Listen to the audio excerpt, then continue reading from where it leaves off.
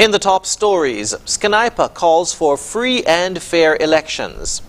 Brazil's Bolsonaro officially launches re-election bid, and concerns grow over monkeypox outbreak.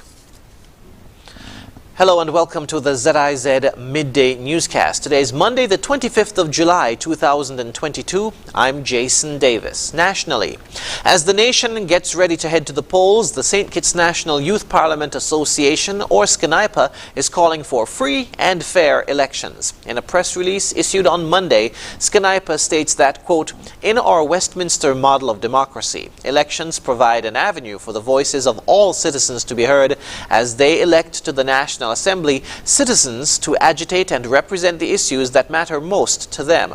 We firmly believe that the process must be allowed to occur in an environment free of intimidation, payola, and misconduct while respecting and upholding the rule of law." End quote.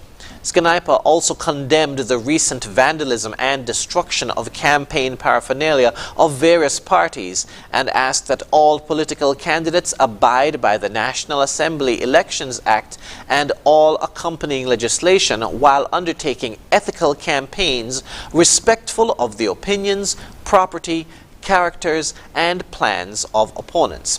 The association encouraged registered voters to become familiar with the candidates and political parties vying for elected office in their constituency.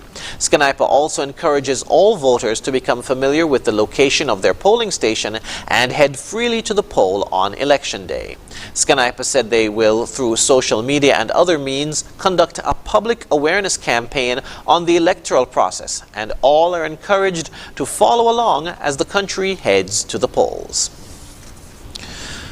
Meanwhile, the People's Action Movement says that it is confident that along with the CCM, they will form the next government of St. Kitts and Nevis.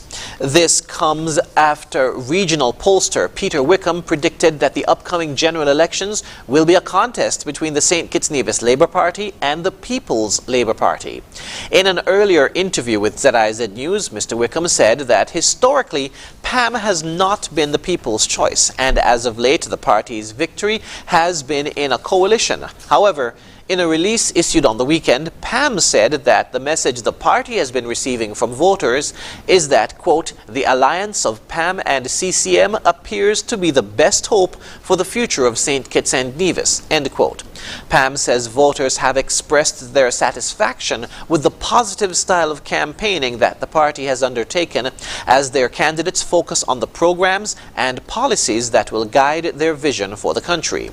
PAM, which held 4 seats in the last Parliament, says it is still on course to retain those constituencies and they expect to be successful in others. PAM said that in the past, pollsters' predictions have been wrong and the party is therefore not distracted and remains focused on the work ahead. In other news, the Senior Citizens Division in the Nevis Island Administration's Ministry of Social Services, in preparation for a break of seniors group meetings that coincides with the school's summer break, treated seniors on Nevis to a movie outing on Thursday at the Nevis Performing Arts Center. Coordinator of the Senior Citizens Division, Trudy Prentice, said individual seniors recreational group meetings only recently resumed in March after a break that was brought on by the COVID-19 restrictions from 2020. Through a partnership between MSR Media SKN and Convergence Entertainment of Nevis, the seniors gathered at the Michael Harold Sutton Auditorium at the Nevis Performing Arts Center at Pinney's Industrial Site, where the movie A Week in Paradise, which was largely shot on Nevis, was screened. Ms. Prentice said that their next meeting should be held on the first Monday in September or the last Monday in August.